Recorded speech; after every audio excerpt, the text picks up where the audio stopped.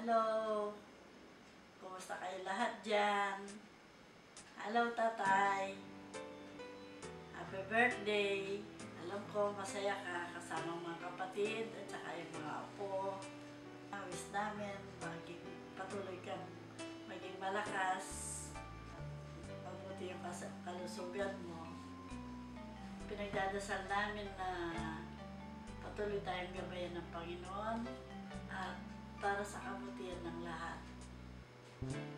We love you. Mahal na mahal ka namin. Hi, Tay. Kumusta ka riyan? Sana sa mga oras na to, masayang-masaya ka. Kasi alam mo ako, masaya ako ngayon kasi ngayon pa lang talaga mangyayari ito na babatiin kita ng ganito sa iyong kaarawan.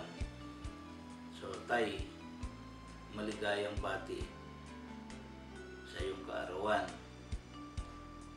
Alam mo, naalala ko kasi yung mga nagdaang panahon natin sa probinsya noon. Pagkatapos, nung lumuwas kami ng Manila, at naging lubos yung saya ko noon, pati ikaw sumunod na sa amin sa Manila.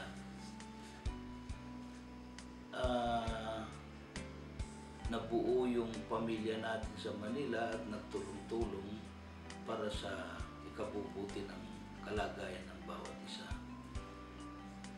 At nangyari naman ang dapat na mangyari.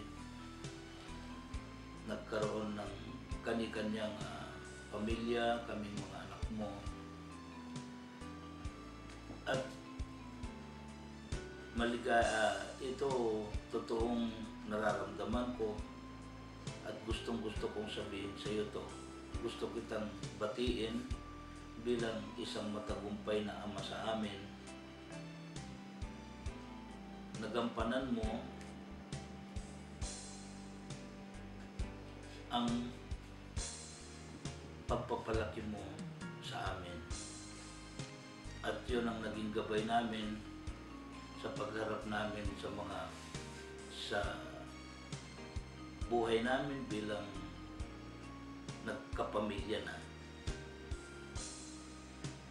At dahilan dun sa nakita namin halimbawa sa inyo ng nanay, ako nagpapasalamat ako na hanggang ngayon buo ang pamilya ko at maligaya ko sa kukuha ng aking pamilya, lalo na ngayon kahit na paano may kani-kanya na silang buhay. Yun dahilan din sa nakita kong pag-aaruga at pagmamahal ninyo ng nanay sa amin. So, Tay, alam mo nung nandito ka, talagang ang nasa isip ko rin noon kasama ka na namin dito. Pero sa nakita kong kalagayan mo noon, na meron kang dinaramdam,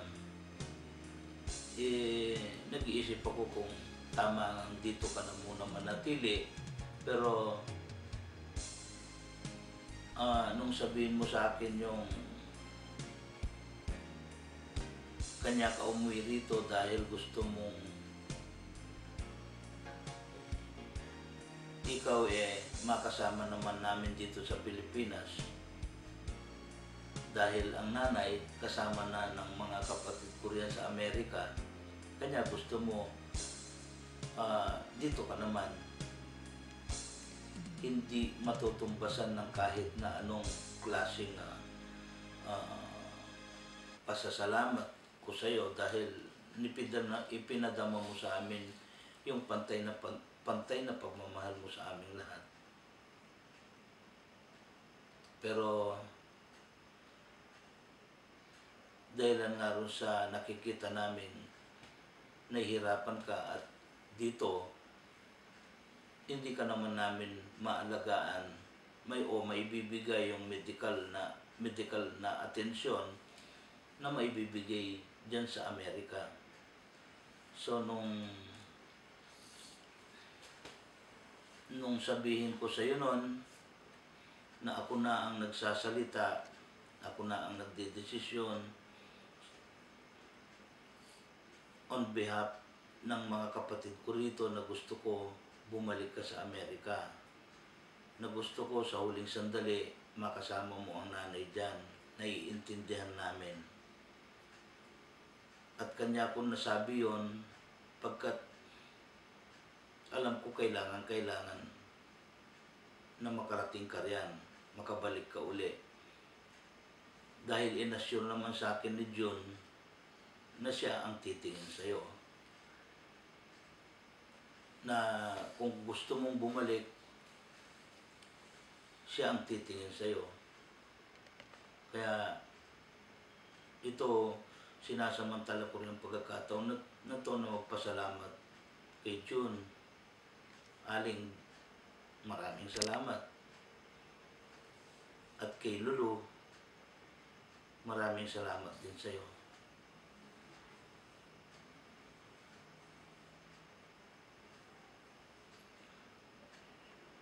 Masakit nung sabihin ko sa'yo, magdesisyon ako na bumalik ka na at makapili mo ang nanay.